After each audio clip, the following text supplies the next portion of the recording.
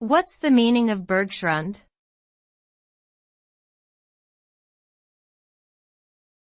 Bergschrund.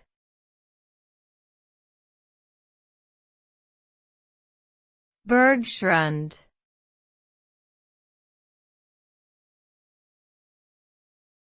Bergschrund.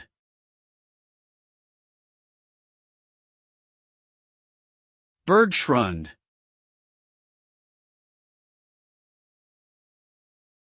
Bergschrund is a German term that refers to a type of crevasse or large gap that forms between a moving glacier and the stationary ice at the head of a mountain or cirque. These crevasses can be several meters wide and deep, making them a significant obstacle for climbers and hikers who traverse these areas. The word itself is a combination of berg meaning mountain and schrund meaning a gap, chasm, or crevasse.